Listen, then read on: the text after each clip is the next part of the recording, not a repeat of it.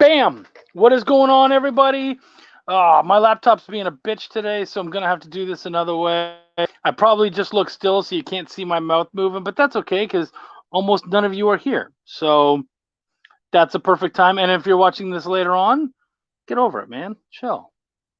Here we go. Cool. I'm going to edit the privacy. Public. Boom. All right, cool. So then I should see my comments now. So if you guys have any comments, questions, whatever, say hi so I can see them, see if I'm seeing things or not. Of course, share it around.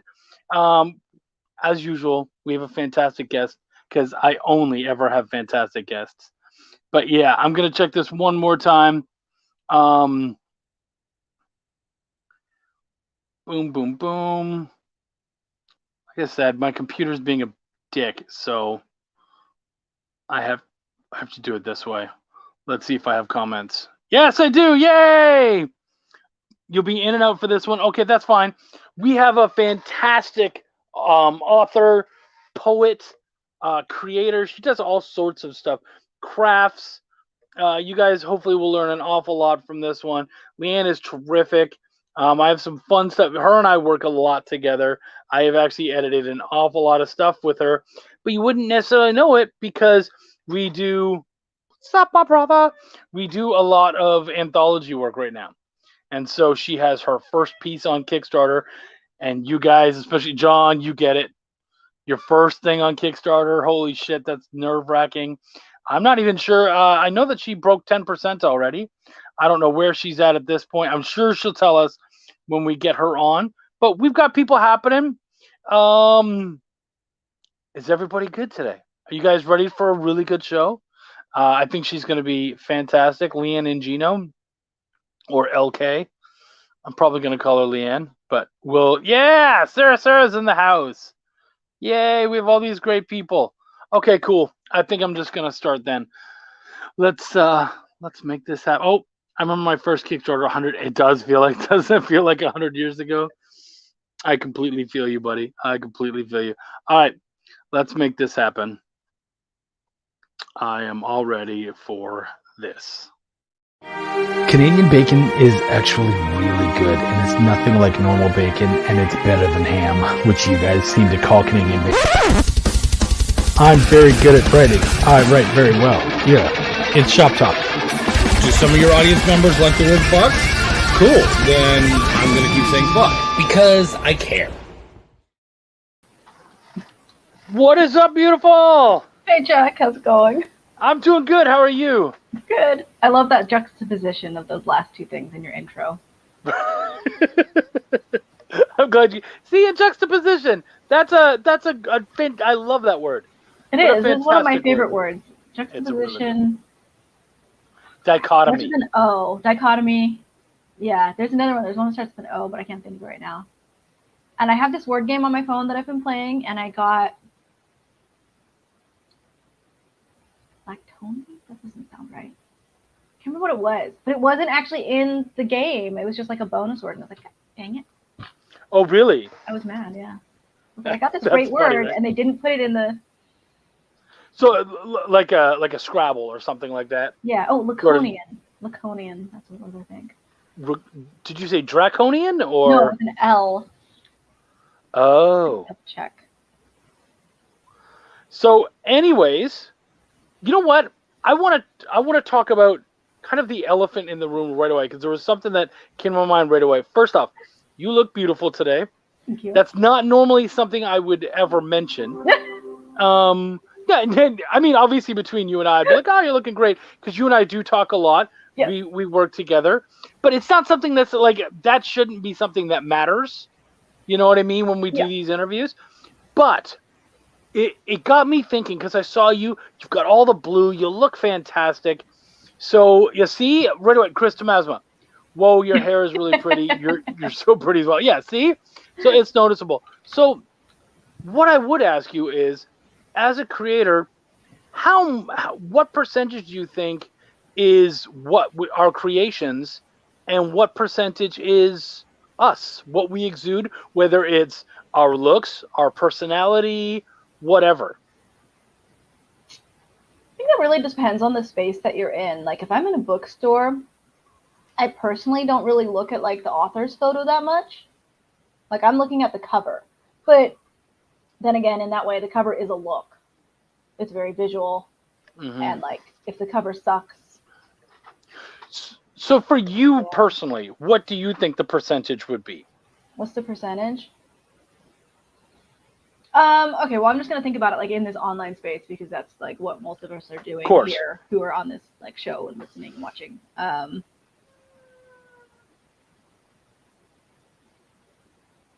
don't know. I'm bad at numbers, man. It's a tough one, right? I think for me, honestly, Like some days 30, 70, 40, 60. Like I feel like the creation is still more than the person, but not always.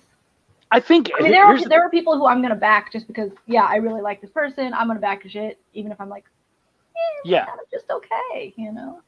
I think for us, we need the creation number to be higher. Like for you, I mean, I'm like, yeah, it needs to be at least 70% for me to feel good about whatever the fuck I'm doing. But like, there's some days where I'm like, I don't know, Chuck the personality probably wins out a lot more over the work that he does, and it's something where it's like, if you have it, are you going to use it? And for me, it's like, Right. yeah, like you, I kind of feel like I have to. It's what gives you that edge, you know. I mean, I'm gonna be going like, you know, doing some lives throughout the Fellow Goth. Yeah, I would say my husband says that I'm not goth at heart. He says I just like the look, and I'm like, I don't know. Is that true? I don't know.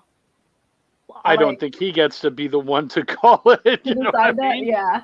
I like. I say my music tastes skew more metal.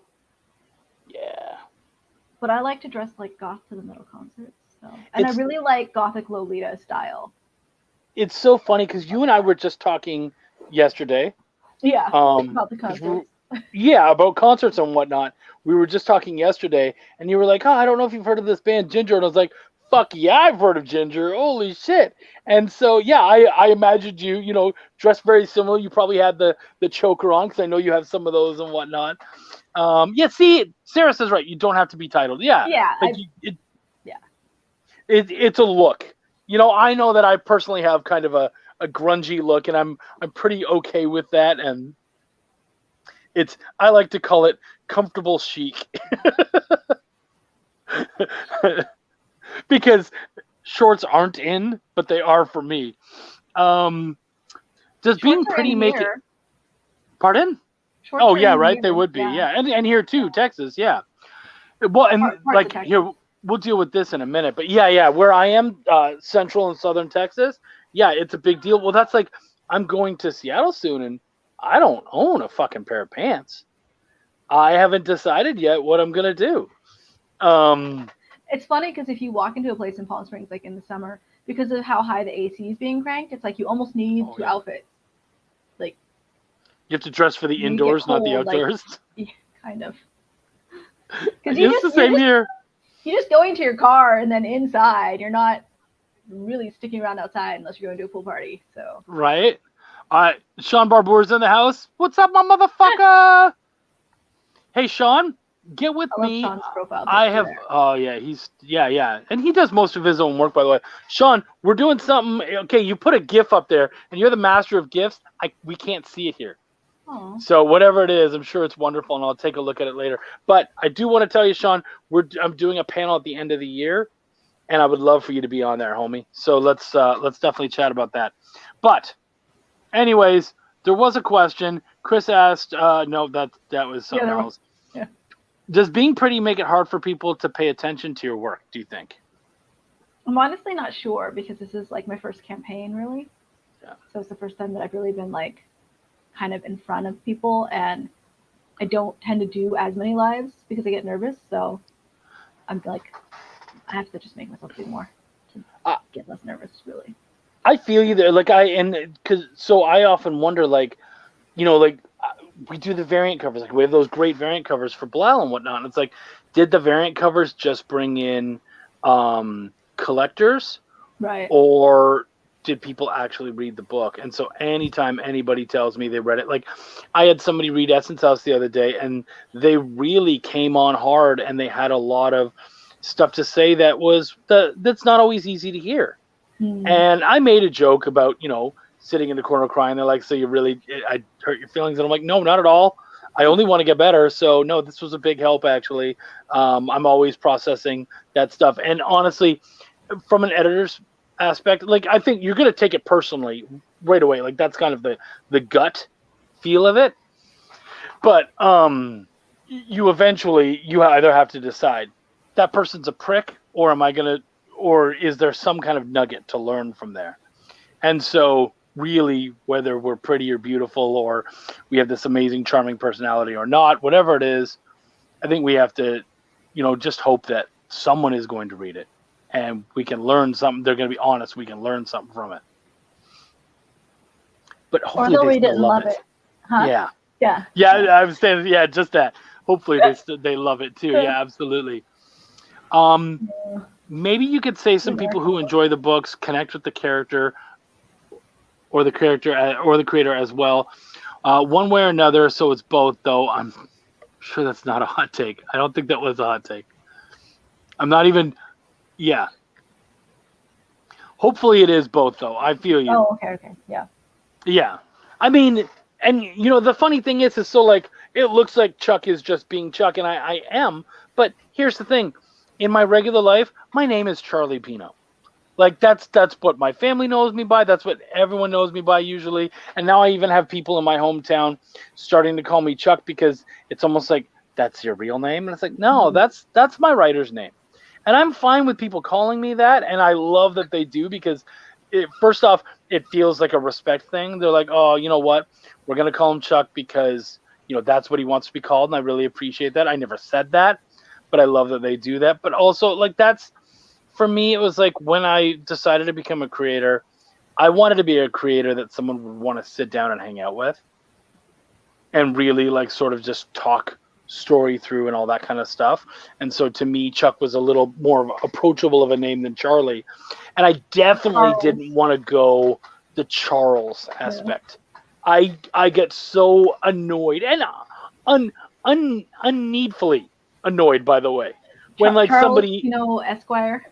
right? Yeah, or when they and you're gonna feel attacked, and I'm definitely not coming at you. But when someone feels like they have to put in all their initials, if I was like, my writer's name is Charles E.J. Pino, and you're like, does it need all that? Like, and I think what a lot of people don't understand is the reason why initials were even used is a lot of times so that it would separate you from someone else who was writing under the same name. So if there was another Leanne Ingino, I'm like, okay, I got to go by LK.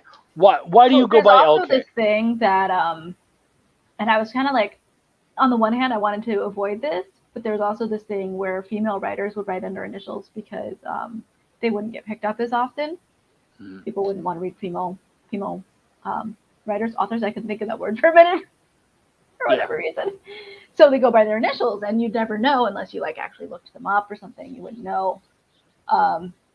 But part of the reason is because I write poetry and I use my full name for my poetry. So I try to keep them a little bit, the brand's a little teensy bit separate there. Yeah.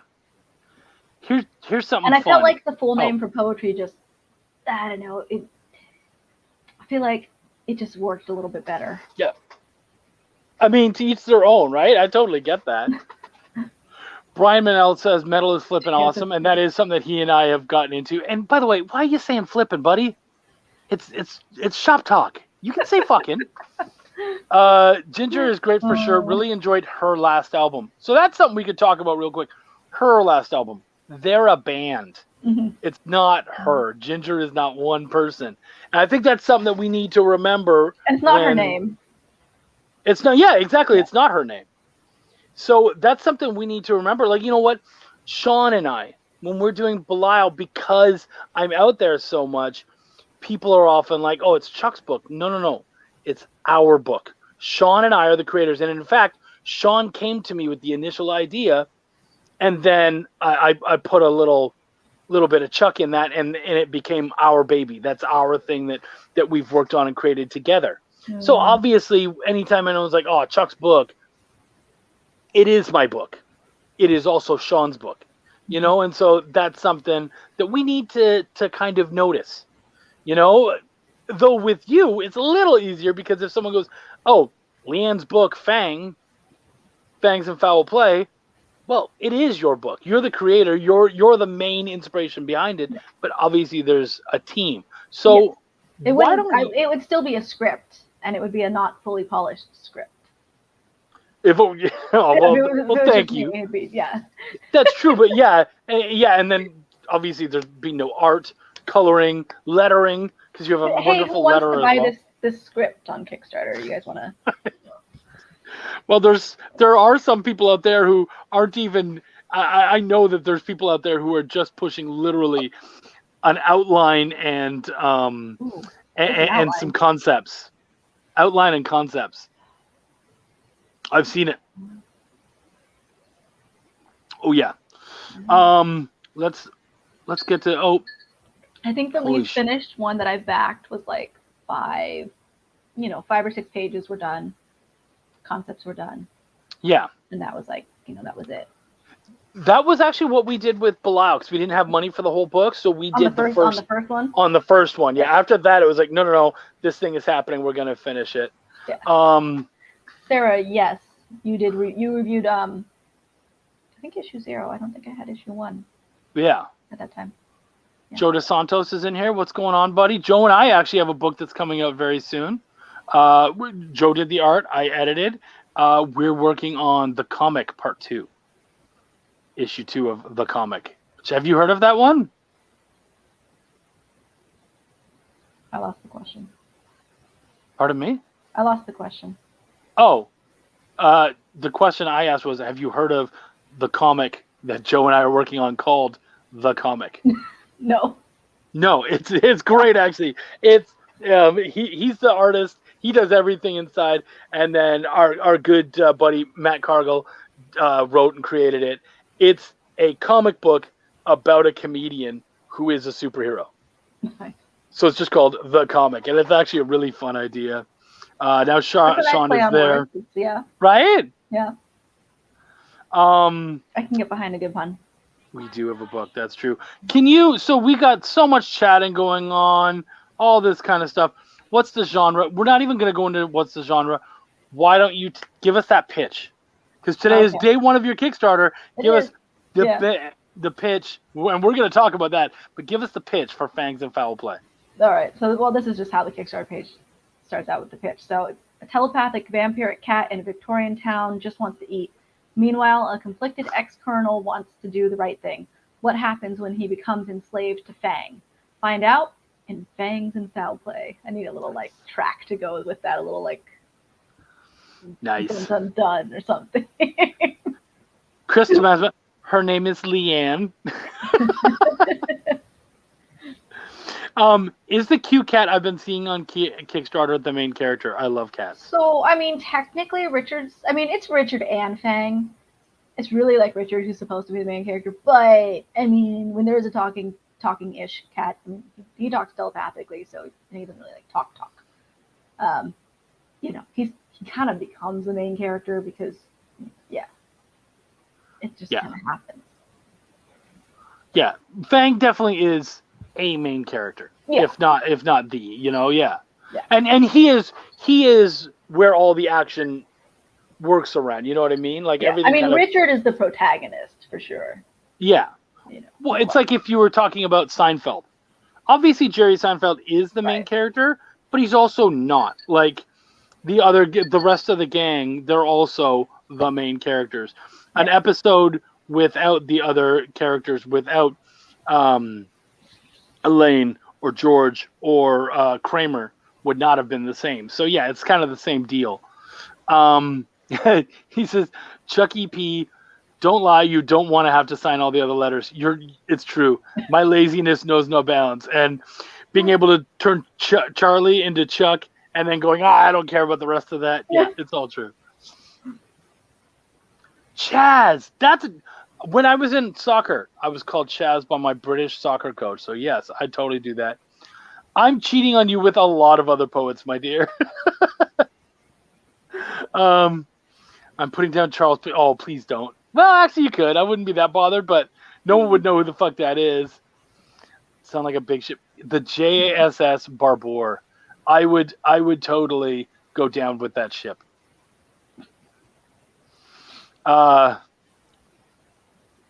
No, my full name, my name is Pino. There's nothing extra to it. Metal is fucking awesome. Joshua Pantaloresco's in the house. Yes, her name is Tatiana. That's absolutely true. And it was a great concert. Yeah. Oh, dude, no doubt, man. I'm so mad doubt. that guy got kicked out like during my favorite song. I was like, dude, you couldn't have waited for another song. Right. Wait, what are we doing? The added spice you brought to the book make it. Oh, well, thank you. I appreciate that, bud. There's like a mini conversation in the chat about initials, and my middle name was almost Samantha. Oh, or no, Suzanne. But okay, that's right. My maiden name. So my maiden name is Danielle. So I was almost. Your LSD. last name was Danielle? Yeah, so I was almost LSD. That's awesome. I like that. So I wanted to do that with some of my kids, but I couldn't. But one of my we actually had our school. There was a school nearby that was they wanted to call it Lakeside District High School, and we were like, oh yeah, LSD High, great idea. And they were like, oh shit, and they changed the name right there and then. Having a proof of concept is super important. Yeah, absolutely. And that's why you need at least those 5 pages or whatever, something for people to see. Now, someone said crickets. Yes. What is the link? How can people find it? Oh, fangsandfoulplay.com will take you there. And it's A-N-D? Oh, yeah. I guess you can do like ampersands, but it's kind of weird. Right. That makes sense. Yeah. Okay, so folks, fangsandfoulplay.com. Go check it out. We would love for you to see it. I think you guys would really like it. We've had a blast with it. And Wait, can I edit that in my name? Is that where people put that on? You totally could. Smart people. Okay. If any. Oh, the Carolina Reaper pickles. I want to try those, Sean. I haven't tried a Carolina Reaper. I was growing That's funny. Golden ghost peppers.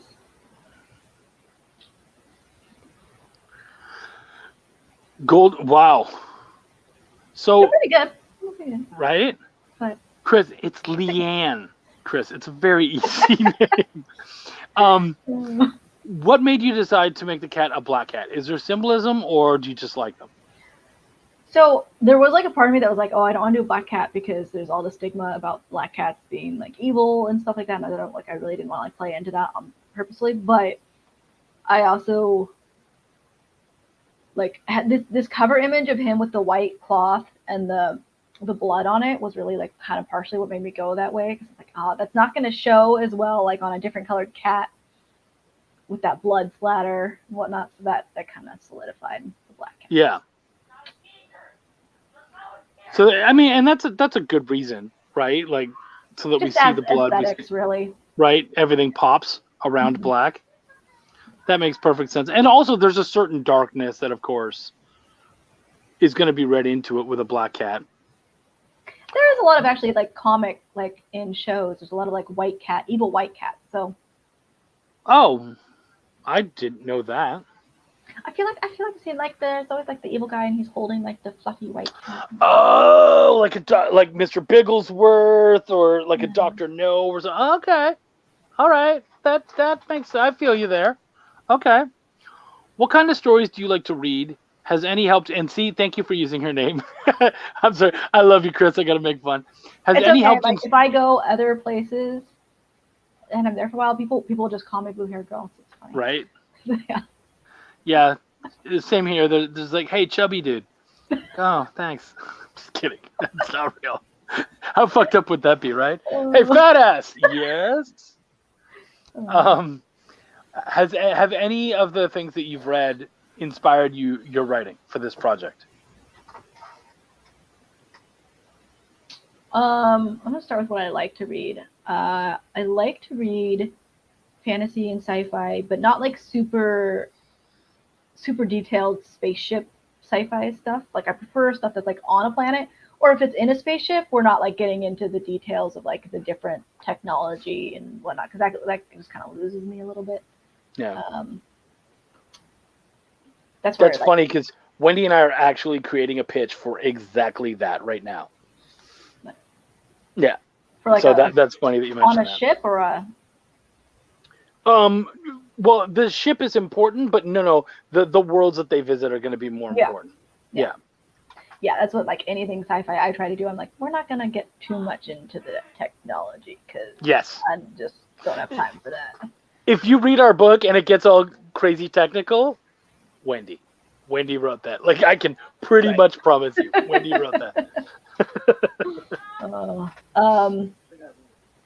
I said, Wendy asked me, what did I write? I said, because I was telling them about the book that you and I are working on right now, the sci-fi, and I said, if there's anything super technical, Wendy wrote that. He's like, yeah. Otherwise, I read like a lot of poetry books and occasionally like, I don't know, like really kind of random fiction, I guess. Maybe it's not that random, but it's not like the mainstream Oprah picks. It's been a while since I've had time to read one of those. So, And then comics, like I was a big DC person. It's not that I don't like them anymore. It's just that I don't have time for them anymore. Yes.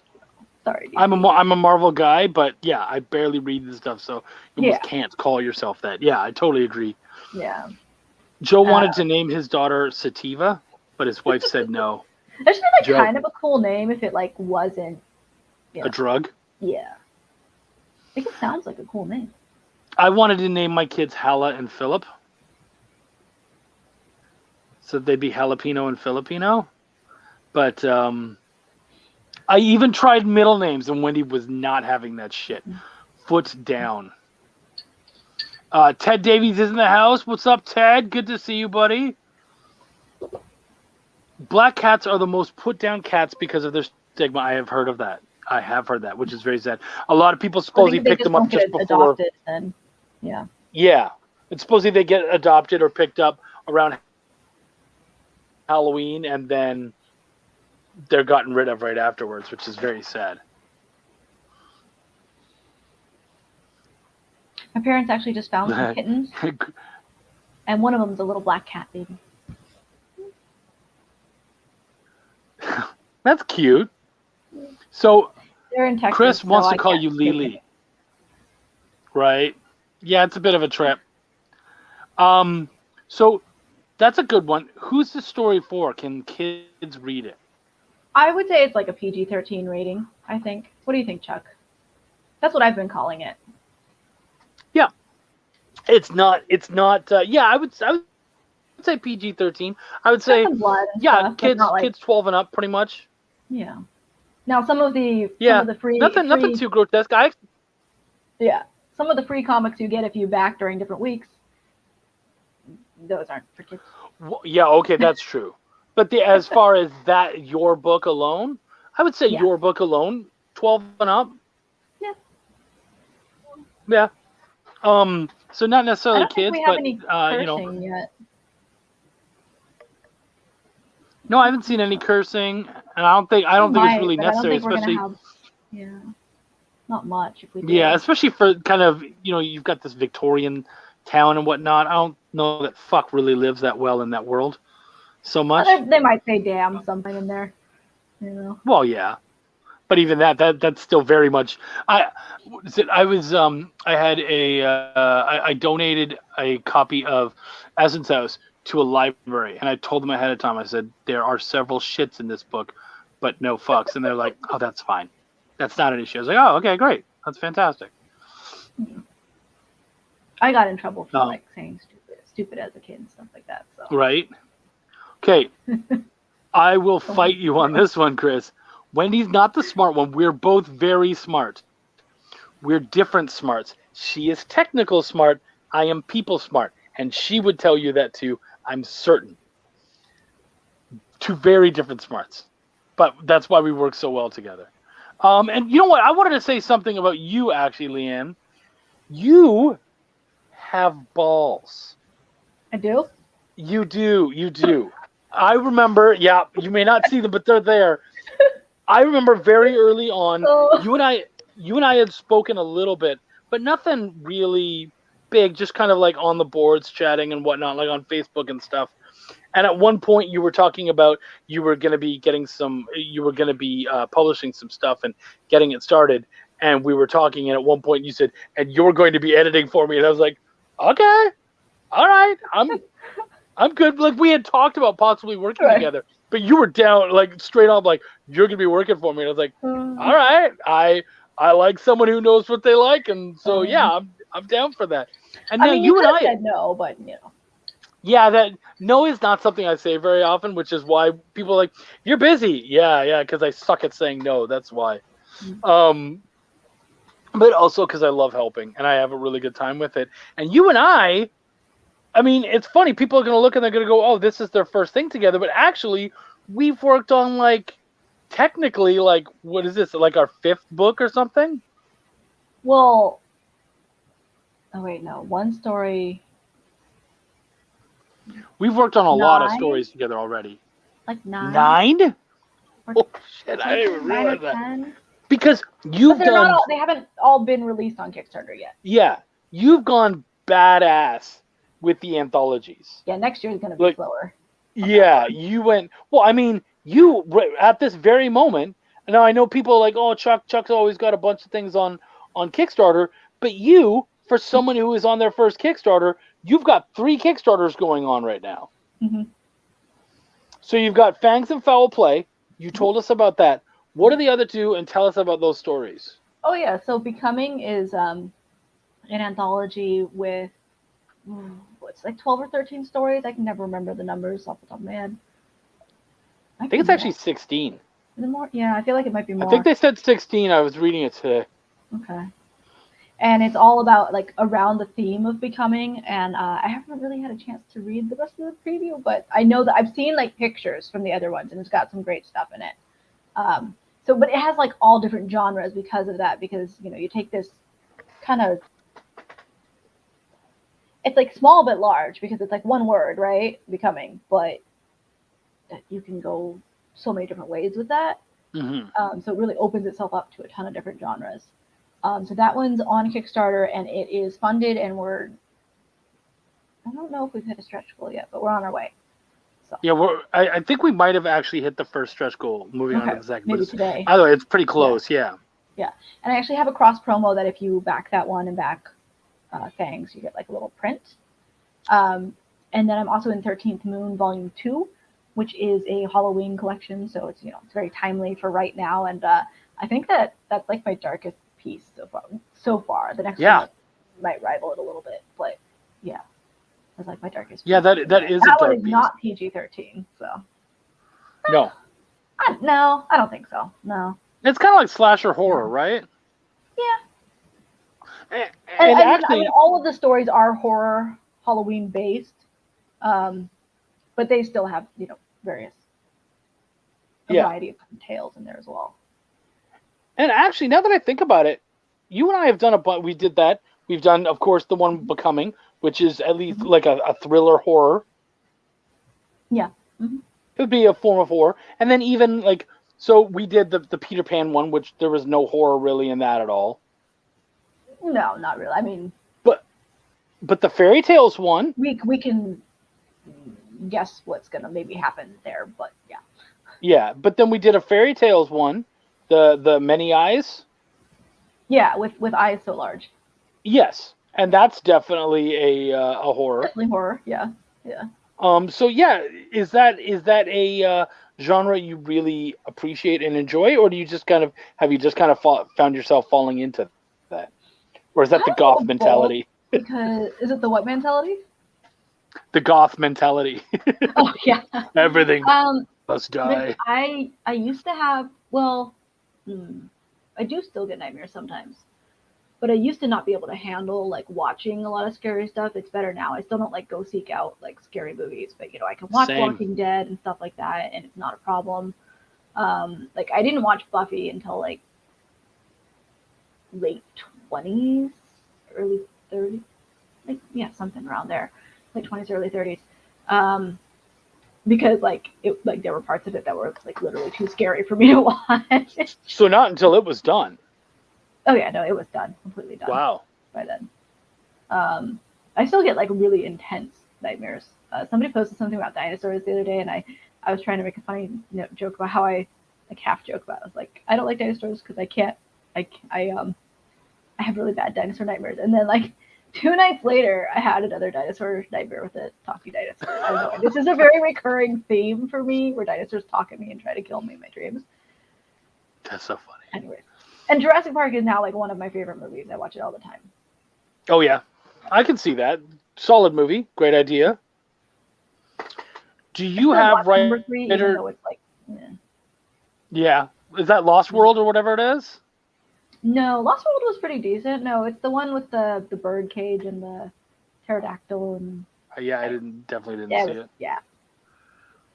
But I have to watch them all the way through. Right? Oh yeah, no, I can't skip. I haven't watched the new ones either, actually. And not because I didn't want to, just didn't get around to it. Yeah. Do you have writers or artists that motivate you? That motivate me. I feel like that is different than that inspire me, but I'm not sure that I. No. I definitely think like who inspires me. So like sci-fi fantasy writers that I really like is C.S. Friedman, and she's still writing stuff. She actually has some stuff coming out soon, I think.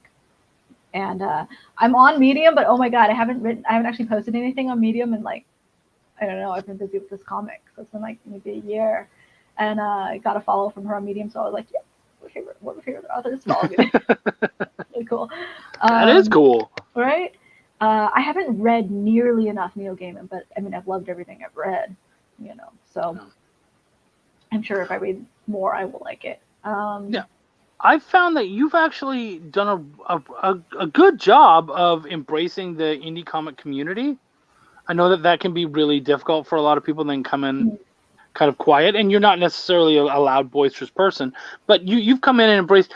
Are there people in that community that really, because I know that there's several people that you seem to really appreciate. So are there any that motivate you and keep you going?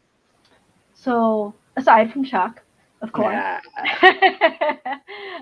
Frank Martin, like, dude, I'm just like, he's just like a workhorse. He's putting he's just putting stuff out all the time, and like that motherfucker makes us all look bad, right? Yeah, fuck you, Frank Martin, if you're out there, and I mean that with all the love in the world. That motherfucker, he dropped his 5th Kickstarter of the year today. Yeah. So fuck you, Frank Martin, but congrats, you're an awesome dude. But they've all been like really super interesting, and I'm like, oh shit, okay, fine, I gotta go like this. Fine. Yeah, it's annoying. Bye money. All right. Yeah, could you please, Frank, if you're listening, could you please put out a shitty book so I could like save a little bit of cash? That'd be great. Like, he's like, hey, I've got this idea of a detective with a monkey. Great, I can walk on that one. Terrific. Really? I don't know. It could be interesting. Yeah, right. Shut up. He's gonna do it, and it's gonna be awesome. Yes, I did edit Fangs and Foul Play. I feel like he'd like put a cool spin on it, which I'm sure he could, and then we'd be like, oh, all right, fine, we gotta buy this too. Okay. So Sarah said, I went through IVF and told people I was going to name a son Petrie for a Petri dish and Dixie for a girl.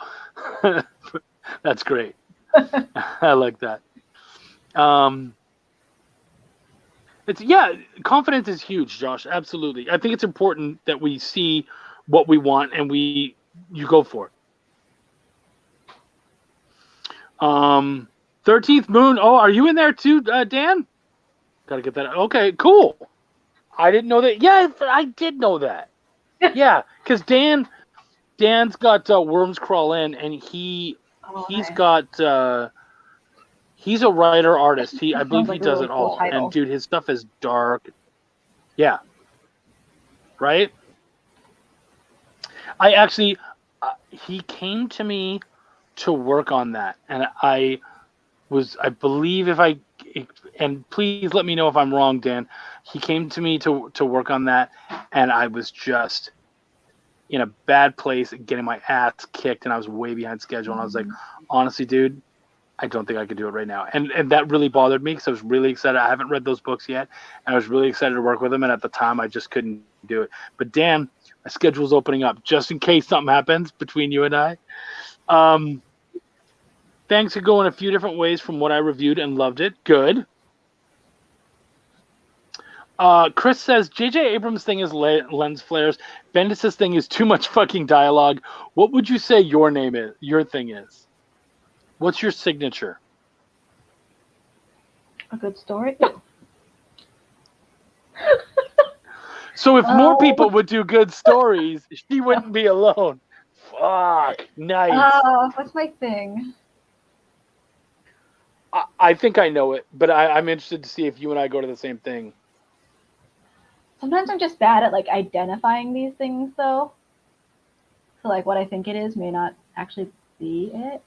But like in general, what I really like is just creating like really like kind of, I mean, they're not always like super weird, but like kind of cool, unique, like place, like both like the location and the characters. I don't know that like, Bloodville's a little bit weird, I guess. I mean, it is like a Victorian town, which is not like super special unique, but it's got weird people. Yeah, the characters are definitely weird. Yeah. I felt like it almost had, with how kind of weird, especially the townspeople were, it almost to me had like a Bob's Burgers feel, where everybody in the town is just weird, and even when you meet someone, you think, oh, they're gonna be normal. No, they're fucking weird. Yeah. And so I feel like it's got that kind of feel to it. Oh I no! mean, we have this guy who goes house to house selling chicken. Oh. Frank, what? You were summoned. I was saying, fuck you, Frank, for putting out such great fucking work. You got to go back and see that. But yeah, we were basically saying, fuck you, Frank Martin, because you put up some candles. Yeah, and you've raised the bar so fucking much. Mm-hmm. So I think we're all just like trying to keep up. Right? Yeah. We're just it's Frank's world. We're just trying to live in it, man. And keep up with it. I think that your thing is and this isn't in everything you've done, but I think in most things you've done, you walk this great line between cute and dark. And those things, Fang is definitely a showing of that, but even your work on like the Many Eyes and just most of the things we've worked on have both of those things, and it's kind of that dichotomy of cute and dark. Yeah, I'm trying to think if Orb Teller has that, which is our next thing. I think so. I think it does a little bit, maybe not as much as Fangs, but no, I think it's more dark than cute. Or do you think it's more cute than dark? Well, it's got the cursing, and she's kind of I don't feel like that first issue is like super, super, super dark though. No, it's not dark, but she's dark. Like she's irritable and not necessarily the most pleasant person. And like I mean, really the closest to cute, not to give too much away, would be the spider, whom I love. Yeah. Now all I can say is the spider, guys. Sorry. I'm gonna have to put an arachnophobia disclaimer on that one. Are you gonna do that?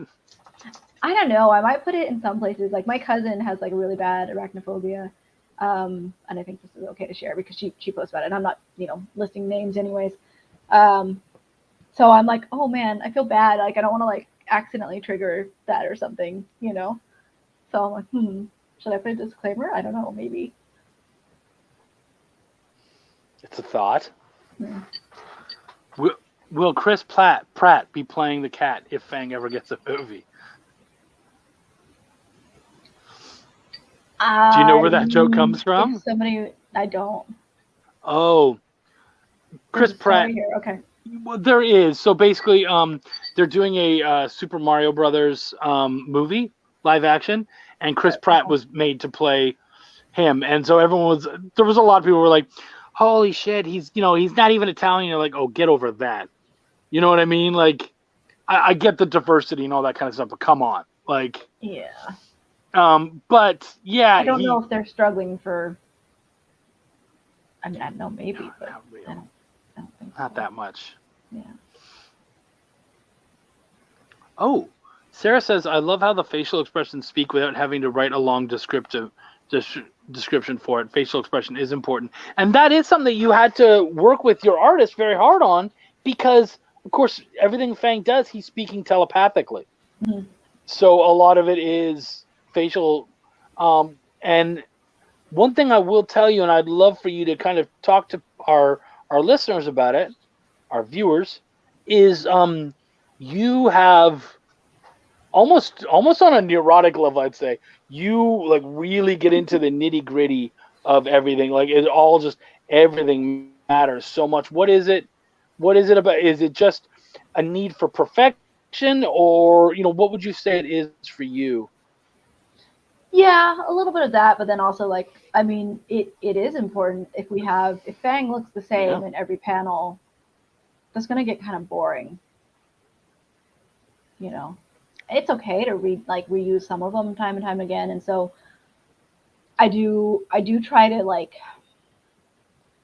have like a little internal struggle sometimes going, okay, do we leave this? Do we need to change it? What do we need to like, where do I draw the line on good enough versus, I can't think of the other part of that phrase, but yeah, because it doesn't always have to be 100%, like perfect in my head. Yeah. Some things are gonna work anyways, and so it's finding that level of, okay, this is good enough. We can move forward with it, and then sometimes I'm like, sometimes it does. I feel like it really does have to be that precise. Yeah. No, I totally get that. So something we didn't discuss. We're already 45 minutes in. I always ask people about their origin story. So for you, what is your origin story as far as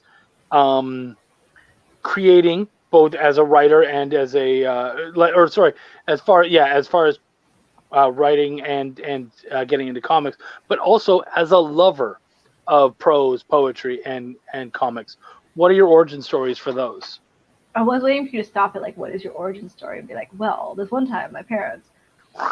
I was bit by a radioactive author.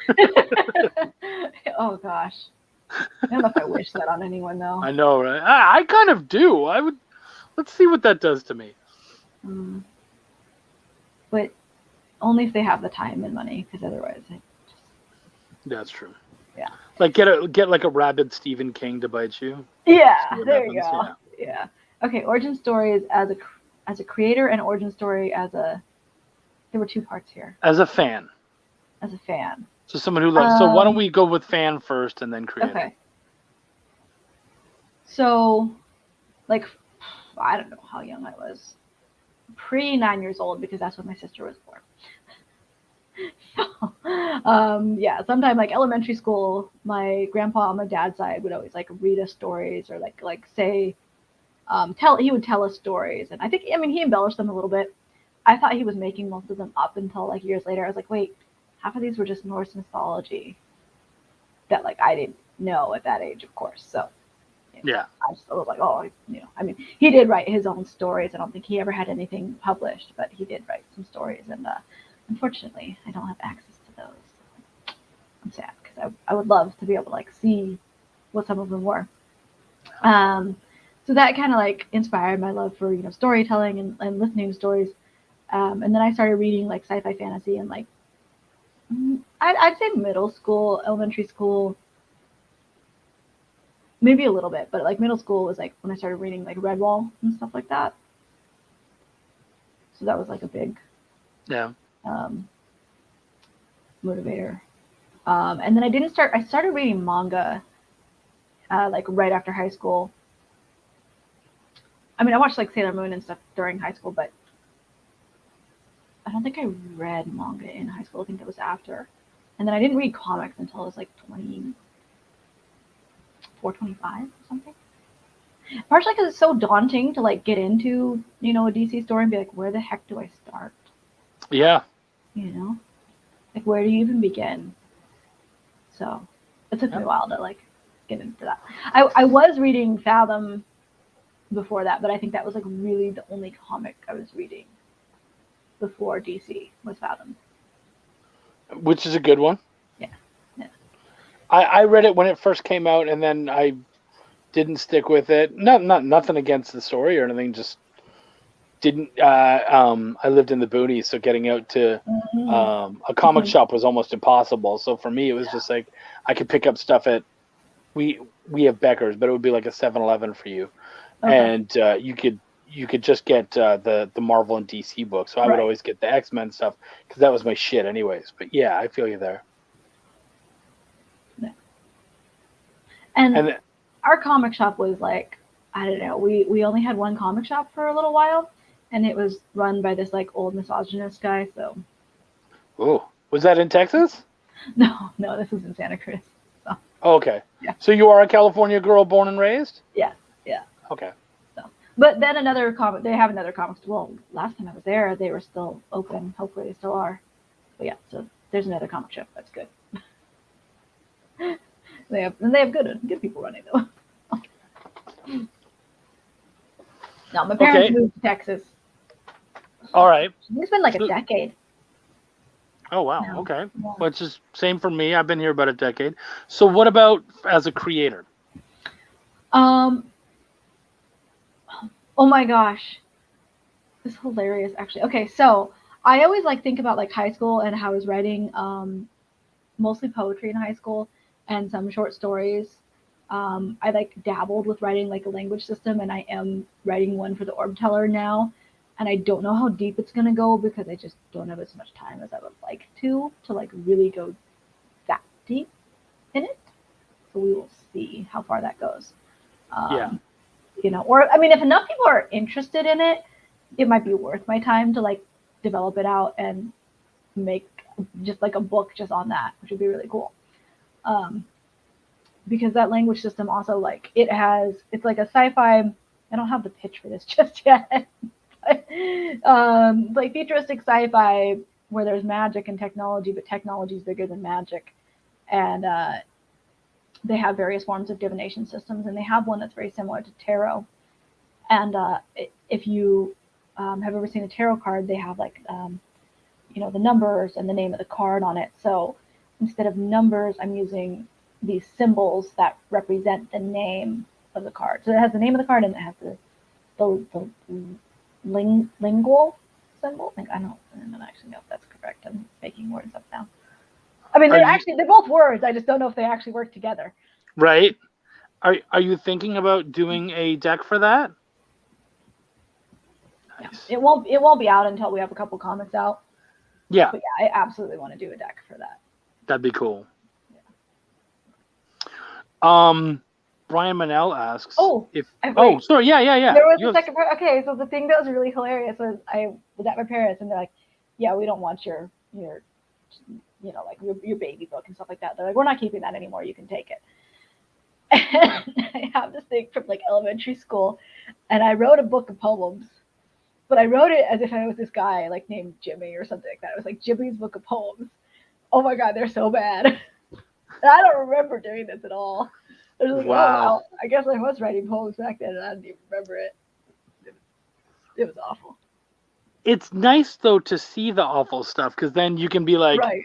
I'm so much better than that now. Well, I thought some of my stuff in high school was rough. And then I was like, oh, gee. I mean, I was like, this was like 4th grade or something, to be fair to myself. Yeah. But, yeah. That never needs to see the light of day unless somebody wants to pay me like a couple $1 million. And then, right. Yeah, you're welcome to it. Yeah. If your stories had to fight to the death, which one do you think would win? Between all of them, probably the one in 13th Moon. Yeah? Yeah. Yeah, probably. That guy's pretty fucked up. Yeah. A vengeful spirit, so to speak. As a prose writer, do you have any audiobooks? If so, have you read them out loud? I find the way you talk very intriguing. Oh, thank you. I don't. I actually have trouble like listening to audiobooks. To be fair, I haven't actually like tried in a while, so maybe I should try again. I know a couple. And a couple what? Oh, audiobooks. Audiobooks. Yeah. I Is could this the pitch? I could send some suggestions your way. Oh, Yeah. absolutely it is. It's always a pitch, my dear. Always be ready to pitch. I was thinking it would be kind of cute to do like a Fangs audio drama, but I don't know that I would want to do it like myself. Right. You could play a good Delilah. No one really knows that character yet, but she would do a I great toyed around Delilah. with the idea of like voice acting, and I like it, and I bought stuff for it. Luckily, I can use some of that audio equipment for other stuff, so it's not like a total waste. Yeah. I don't know if I can keep consistent with a voice. I'm really Yeah. bad at that. Yeah, I feel you. Yeah. Uh-oh. I forget. All right, everybody. There's problems. Steph Wilson's in the house. Everybody get ready. The shit talking starts now. At least for him, he's going to be excited. We have a beautiful guest. So maybe he'll be mesmerized and he'll leave me alone don't be you, man. You know, my Be next you. book could have a naughty cover. This one, not so much. Mm-hmm. But the next And one Steph could. has done one before, at least one naughty cover before. The Orb Keeper? The Orb Teller, yeah. Yeah, that's it. Sorry. He's mesmerized. I don't know if I want to go like full Well, on that one, but you know, she does some like like she's not absolute afraid- nudity, but you could go Yeah. sexy cheesecake. Yeah, she's not afraid to use her assets to. Totally not. No. That's No, not he's for not Fangs. that. It's for a different book, man. That's fucking hilarious. He says he's very good with orbs. Perfect. Yes, that will work. That actually would be kind of a funny like double entendre pun there, like the Orb Teller, which, like She could be holding up just a pair of Yeah. crystal balls right in front. Max is in the house. What's going on, buddy? Good to see you. That's fucking hilarious. That would be really good. Now we have to make that cover. Oh shit. So when getting into the idea, so like your character, it's a vampiric cat. How far did you kind of have to go into that character to sort of find like their motivations and their voice and all that kind of stuff? I mean, it's not as easy as a person where, they, you kind of have a better idea of maybe where they've lived and all that kind of stuff. What sort of informed all those choices for you? I mean, I have cats, so that helps. Okay.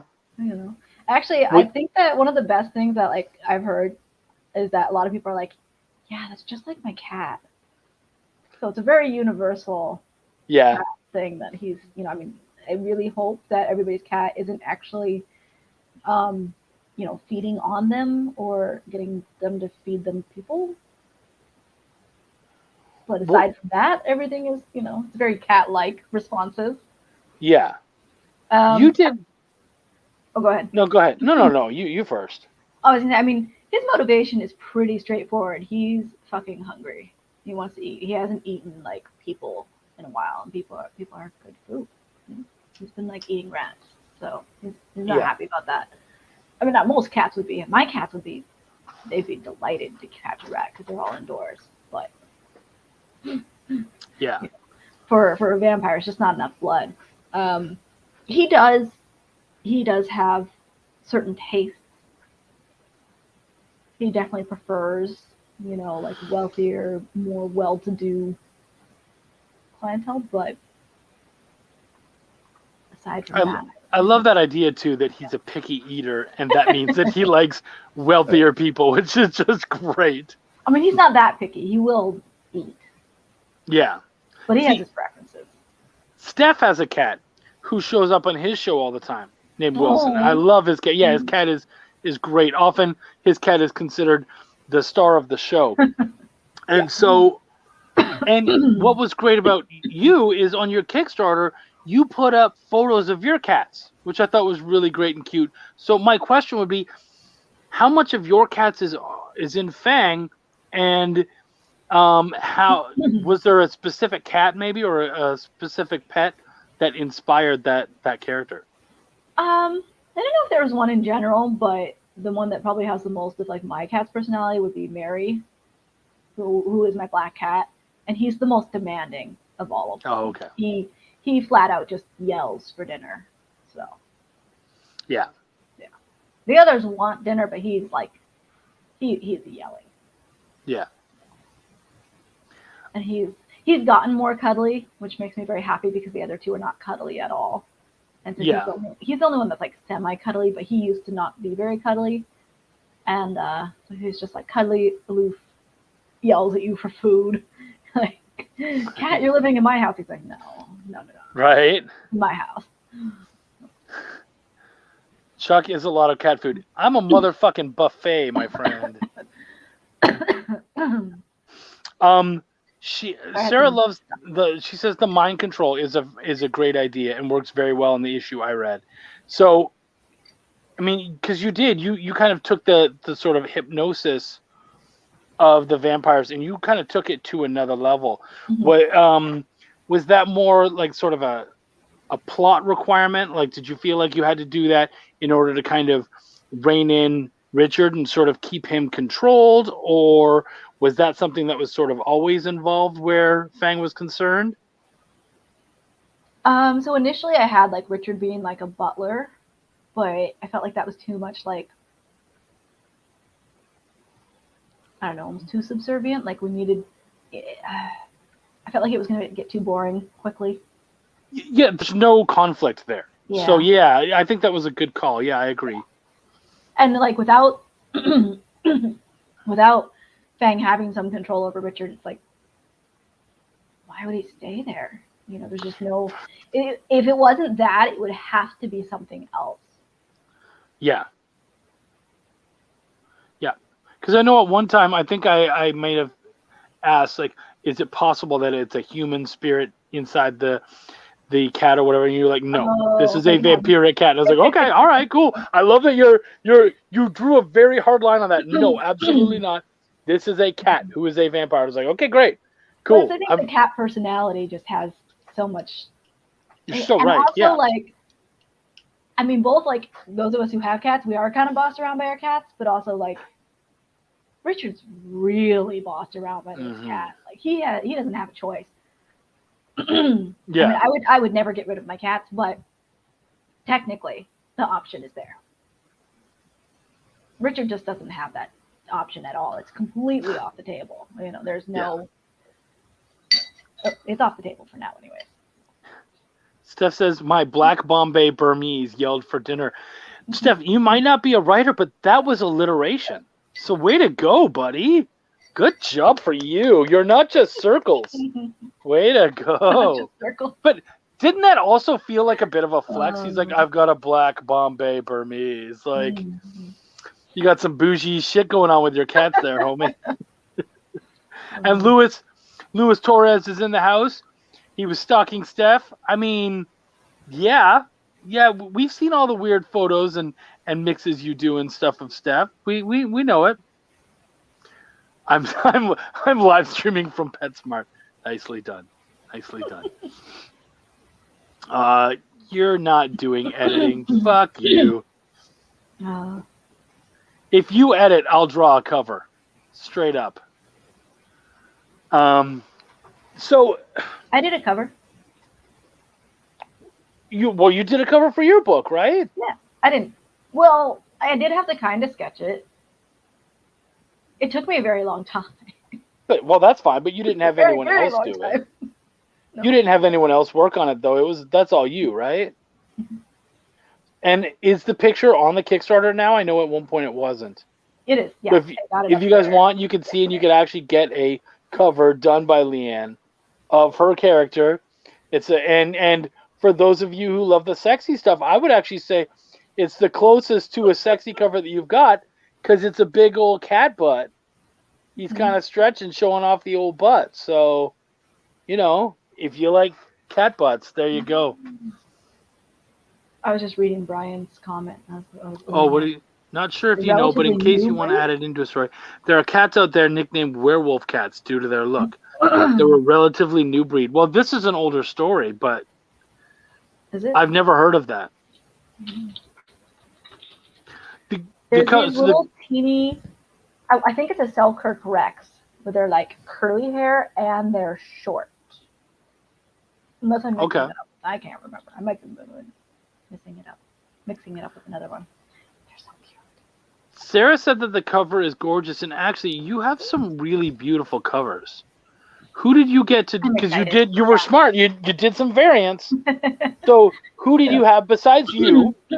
Who are your variants? Evan Scale and Nick Torres. Torres? Yeah. I'm saying it right. Well, I like to. Excuse me. I like to say his name as if it's tourist, and then just take the T off. Okay. Yeah. So it's Nick Torres. Yeah. Could be wrong. But yeah, no, you do have beautiful covers. And of course, your artist also did a cover for the book. Which and came that's like off. the main Kickstarter image is that. Yep. So how do you have issues 0 and 1 on this Kickstarter? So what was that? What was the motivation for doing that, for having both of them involved? Well, I wanted to print them separately, but you said not to. Okay, I didn't know I was going to get completely torn up, but well done. No, it's smart. So. And I did. You know what? In all honesty, I didn't remember that was my call, so I wasn't like trying to get you to mention me or anything. I really had forgotten because I have worked on a lot of things. Shit. Well, that one hit me. No, Yeah. See, Chuck burned. Absolutely. Yeah, no, but there was a big question, like, how am I going to sell a 12-pager? Like, and I can't sell a 12-pager.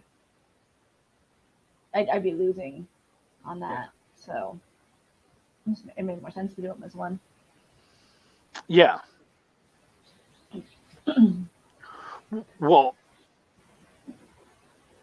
I mean, the problem, especially at this point with shipping and stuff, is that basically you'd be almost charging more for shipping than you would for the book. Well, and that's tough. I think that's already happening anyways. Oh, maybe. I mean, I don't know. How much are you selling the physical for? Well, no, I mean, as far as cost to me, not for like, yeah. So like six-ish for the physical. I think that's not. Yeah. I'm not printing the cost on the comic, so. Yeah. Thomas Andrews is in the house. Okay, but he hasn't said anything. Like, where is his? He's got to say. He has to announce himself. I need that acerbic wit that is Thomas Andrews, or else he's not in the house. See Patrick. I haven't seen Patrick either. Did these guys? Are you seeing them? Because I'm not seeing anything they're saying. You know what I'm thinking? Steph, did you share it and now they're speaking on yours? Because I'm not seeing anything they're saying. There he is. There's Patrick. Okay, good. Good to see you, buddy. Your fault if you went to Chuck for advice. Chuck gives good advice sometimes. Sometimes. Yeah. A servant. No, I'm a writer, motherfucker. I need to. A thesaurus to me is like circle stencils to you. It's just fucking. You have to do it. $6 for a physical copy. I'm going to faint. Steph Wilson catch. Is that good or bad? Like, is that too much or is that cheap? We're not trying to take that, Lewis. And $6 though. How many pages? Isn't that like a 36-page book? Yeah. Yeah. So that's solid. So it's issue 0+1. Yeah. And so we had discussed a flip book, and then Joel was like, no, they have to be read in order, and he was worried that people might, read 1 first and then 0, and I was like, yeah, okay, you're right. So, yeah. So we changed it to just they're one right after another. Yeah. for shipping, especially for all the old comics I rescued. Totally. Now Okay, you also do a lot of art, right? Like, I mean, you did that cover, but you do like a lot of craft work and stuff too, don't you? When I have time, yes. Okay. I So may tell or us. may not do an etched glass with Fang on it, but I don't know. I haven't decided if I feel like doing it because it takes time, and the shipping's gonna be a bitch on that. So. It is going to be a bitch, but you do have that Fang LED light, Yeah, which I Steph didn't. Wilson, you might I like didn't that. make that one, but I got. Well, let me see if I can plug it in. Oh, you actually have the light? Mm-hmm. Yeah, I also got. So I don't know, guys. I think this is a little bit big, but it's the only one I could get printed on like the front. That's cute. I like that. It just does this weird chin thing. Lewis does a $40 book. Fuck. That's how he's making the money. Good for him. How big is the book? I mean, for some books, Right? you know, I'll pay $40 for some books, depends on the book. How big? It's a hardcover? Yeah, I mean, yeah, that would make sense. Hardcover, you know. So, what is this shit they're talking about? Josh says he needs to interview Steph, and then Steph says, I'm a better interview than Chuck. On what fucking planet? Uh-oh. I know how to plug stuff in, don't I? Do I? I might not. Josh says, will you draw with me on the podcast? I'm thinking about getting him to... Ooh, yeah, let's see that. That's beautiful. I don't know if I can... I'm going to solo layout. Oh! I want to get a cover where he has to draw a male. That's great, hon. I love that. That's so cool. So that's an add-on. Okay. There you go. Now I turn it off because it's doing a weird glow. Oh, no. Oh, fuck, I accidentally blocked someone. Shit. Sarah, you're there, and I did not mean to do that. Now I gotta fucking find a way. Oh, the poor girl. Was that on StreamYard or on Facebook? Yeah, I did it on StreamYard. Now I don't know how to unblock the poor girl. If you're watching, it was an accident. Now I don't know how to undo it.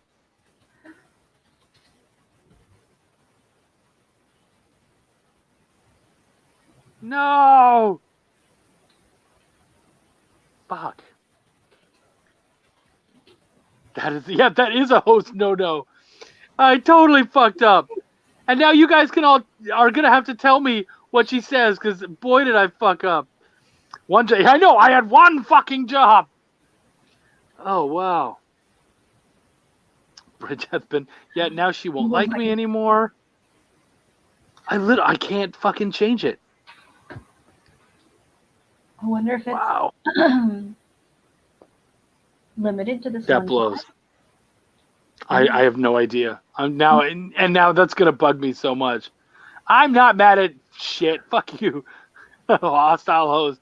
Yeah, wow. What a way to end this too, right? What a way to get towards the end, and then I'm like, one of my biggest fans, such an amazing woman, and I'm just like, you're blocked. Fuck. That was dumb. Ugh. All right. Well, I'll find a way to unblock her. Hopefully, that blew. And you know what? I bet you she has so many amazing questions to ask, and now I won't see any of them. Steph, Sarah, you might ban. If I banned viewers, you would be the first, Steph. Feel free to come check us out on Facebook, I guess, Sarah, because I don't think you're blocked there. I feel like such a dick.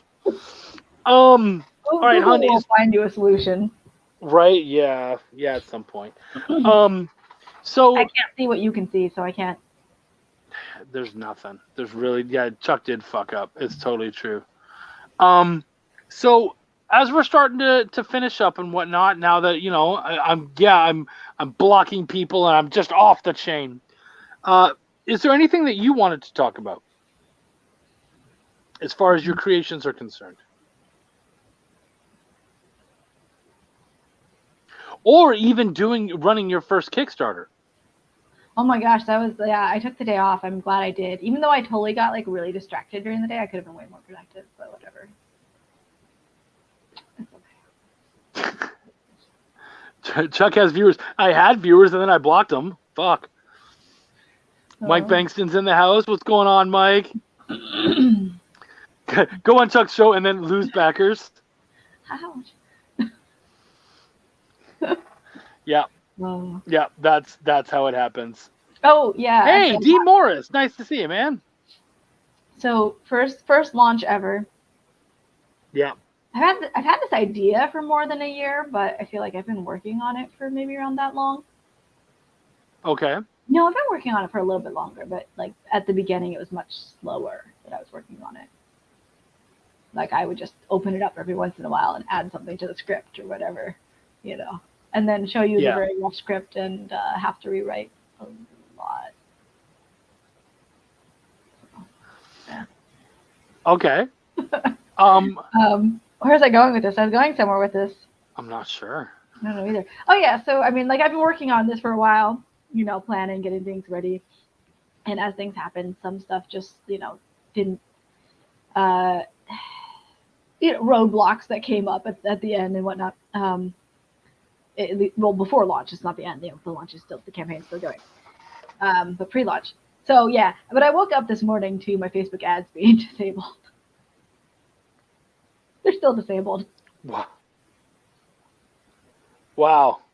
Not how I That's wanted fun. to go. Yeah, but and I actually figured out what I did, how I messed up. But I can't fix it until they review the account and then get back to me, and then I can fix it. And then I guess maybe they have to review again. I don't know. No. But it seems to have been okay without the ads so far. Good. I don't like them very much.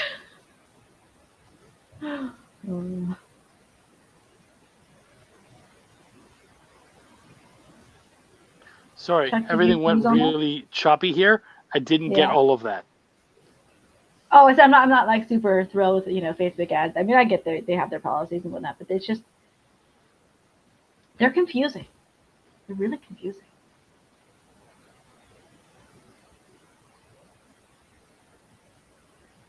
Yeah. Yeah, Chuck, you're turning a little pixely. See. Yeah. My internet's going shit, I believe. Screenshot taken. Can we hear me at all? Yeah. Slowly. Yeah, no, it's going really bad. And Steph says he blocked himself, which I probably did.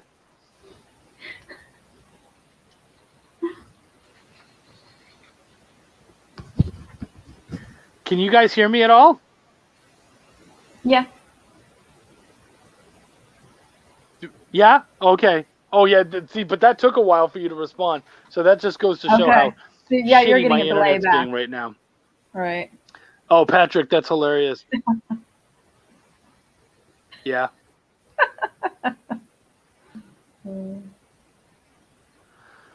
All right. Well, I guess because of how this is all going down and whatnot, I should probably end it because, wow, I got throttled huge all of a sudden, and I'm not sure why. But Leanne, thank you so much for coming on the show. I really appreciate it. Yeah, thanks for having me, Chuck. I'm not sure when this will come through to you. Uh-oh. Chuck's now a loading circle. Thanks, Joshua. Link. Oh, yeah. Can I link in the comments? I don't know if I can link in the comments, guys. All right. I guess I'm ending Chuck's show if we're still live. So, yeah, the link is fangsandfoulplay.com. Thanks, everybody. Yeah, Chuck had turned into a loading circle. Thanks, everyone, for being here. And hopefully Chuck can add his outro later.